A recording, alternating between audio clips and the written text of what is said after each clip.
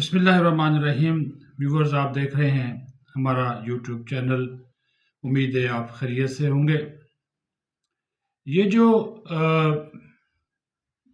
अफ़गान मुहाजिरीन की वापसी है, इस हवाले से हमारे अपने ही कुछ मेहरबान, मैं उन गैर कानूनी अफ़गान मुहाजिरीन की वापसी की बात कर रहा हूँ जो कि बगैर किसी डॉक्यूमेंट के, बगैर किसी दस्तावेज़ात के पाकिस्तान में कई सालों से मुकीम हैं और अब उनको वापस भेजा जा रहा है। तो हमारे ही कुछ मेहरबान मीडिया से ताल्लुक़ रखने वाले बाज़ की बात कर रहा हूँ, इसको अजीबोगरीब अंदाज में पेश कर रहे हैं और सोशल मीडिया के ऊपर वो मुग़ल्लज़ात, बकवासात कही जा रही हैं जिनका हकीकत से कोई ताल्लुक़ नहीं है। पहले एक सोचा छोड़ा गया जिसकी वजाहत भी आ गई, हुकूमत ने भी कर दी। सोचा ये छोड़ा गया कि पाकिस्तान ने कोई हथियार दिए हैं इंडिया को और जहाज़, असले से बड़ा जहाज़ गया है और जनाब वो इसराइल को फ़लस्तीनियों के ख़िलाफ़ जंग में या हमास के ख़िलाफ़ जंग में हथियार दिए हैं। एक दो टोक और वाज़ेह मौक़िफ़ पाकिस्तान की हुकूमत ने अपनाया हुआ है। हमारी फ़ौज हो, हमारी हुकूमत हो, फ़लस्तीन के हवाले से दो टोक और वाज़ेह मौक़िफ़ है कि फ़लस्तीन को एक आज़ाद खुद मुख्तार रियासत होना चाहिए और हमारे जो वज़ीर आज़म हैं वो जो रियासती हल की बात करते हैं जिसका दारुल हुकूमत यरूशलेम हो, उसकी वो बात करते हैं। हमारे आर्मी चीफ ने गुज़श्ता दिनों उलमा इकराम से बात की।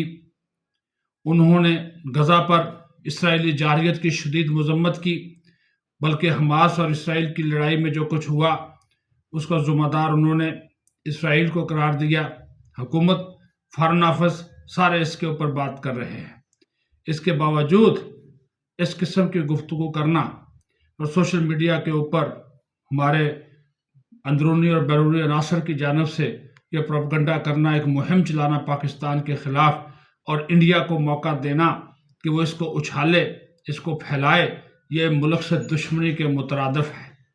अब बात कर लेते हैं, एक बड़ा मोतबर मीडिया इदारा है, कंपनी है, ग्रुप है जिसको हम डॉन कहते हैं, उसके अदालती बोर्ड और वहाँ पे लिखने वाले एक साहब हैं परवेज़ हुदबई, लिखारी हैं।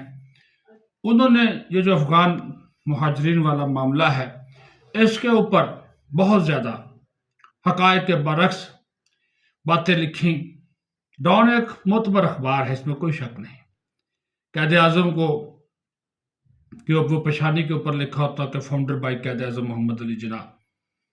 तो लेकिन जब ऐसे अखबार में भी हक़ाइक़ से हटकर चीज़ें छपेंगी, शाया होंगी और हक़ाइक़ को तोड़ मरोड़ कर बल्कि मसख़ करके पेश किया जाएगा, तो फिर आप अंदाज़ा लगा सकते हैं कि फिर आम आदमी के ज़हन में क्या तासुर जाएगा जो कि इस अखबार को पढ़ता है, इसके ऊपर जो गौर ख़ौज़ करता है, क्या तासुर जाएगा, ये आप अंदाज़ा कर सकते हैं।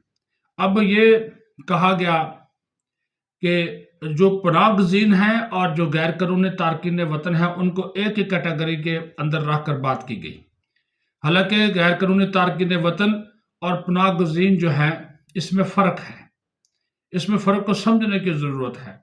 पनाहगज़ीन वो है जो कि यहाँ पर आए, आकर अपने आप को रजिस्टर्ड कराया, पनाह ली, कैंपों में चले गए, और गैर कानूनी तारकीन वतन वो हैं जो कि आए तो है, गैर कानूनी रास्तों से आए, गैर कानूनी तरीके से आए, आकर यहाँ पर फैल गए, पाकिस्तान में जराइम में मुलव्वस हुए, दहशतगर्दी में मुलव्वस हुए, पाकिस्तान के ख़िलाफ़ काम किया, पाकिस्तान के अंदर कत्ल व गारत में मुलव्वस रहे, और अब हम उनको वापस भेज रहे हैं और एक मुहिम जो है वो शुरू की है, तो उसके ख़िलाफ़ भी बातें करना शुरू कर दी गई हैं।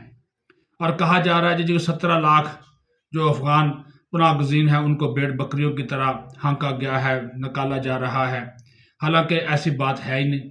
दो माह में जितने भी आप फिगर्स कर लें, 2 माह के अंदर अंदर जो लोग बॉर्डर को क्रॉस करके गए हैं वो 3,27,000 लोग हैं, और क्रॉसिंग पॉइंट से गए हैं, जो कि क्रॉसिंग पॉइंट से जाते हैं, चमन का रास्ता है, तोरखम का बॉर्डर का रास्ता है, उस रास्ते से जाते हैं। तो इसको भी आप अंदाज़ा लगा, तकरीबन 5,000 के करीब लोग रोज़ाना की बुनियाद पर गए हैं। तो ये कम तादाद है। वैसे तो अगर मामूल के मुताबिक जो क्रॉसिंग ओवर होती है, लोगों का आना जाना होता है इन 2 पॉइंट्स से, वो होता है जनाब तकरीबन कोई 15 से 20,000 लोगों का। तो अगर ये इनको अगर जो 17 लाख का फिगर पेश किया गया कि जनाब ये इनको बकरियां समझा गया, इनको मवेशी समझा गया, इस तरह की बातें लिखी गई, ये इंतहाई अफसोसनाक है, काबिल मजम्मत है। और हमारे लिए भी कि मोतबर जो लोग हैं वो इस तरह की अगर बातें लिखेंगे तो और भी फिर दुख और अफसोस होता है। ये जो लोग बाकी हैं इनको भी मुनासिब वक्त के ऊपर, जो कानूनी मुहाजिरीन हैं, इनको भी मुनासिब वक्त पर भेजा जाएगा। जो पुनागजीन हैं इनको इनके मुल्क वापस भेजा जाएगा, इसमें कोई शक नहीं है। लेकिन वहाँ पर कहा गया जी कि अफगानिस्तान भेजा जा रहा है, अफगानिस्तान तो जहन्नम है। तो क्या सवाल ये उठता है, अफगानिस्तान की 4.5 करोड़ आबादी है, तो जो लोग वहाँ पे रह रहे हैं क्या वो जहन्नम में रह रहे हैं? ये बात ज़रा सोच समझ के लिखनी चाहिए, करनी चाहिए कि उनकी आबादी है, वो पाकिस्तान के हवाले से कोई भी मौक़िफ़ रखते हों। ये तो नहीं कहा जा सकता कि वहाँ के लोग जहन्नम में ज़िंदगी गुजार रहे हैं, और ये ये रिश्तेदारियों में लिखा गया कि पाकिस्तान के ये जो वापस भेज रहा है इनको जहन्नम में धकेल रहा है।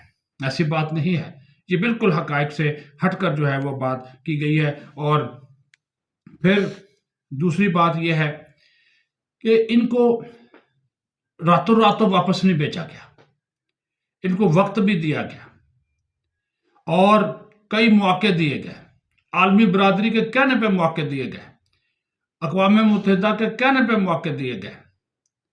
इनको कहा गया कि वो अपनी रजिस्ट्रेशन कराए, जो कि उन्होंने नहीं करवाई। तो रियासत पाकिस्तान ने जब ये फिर इकदाम उठाया तो फिर हमारा कसूर क्या है?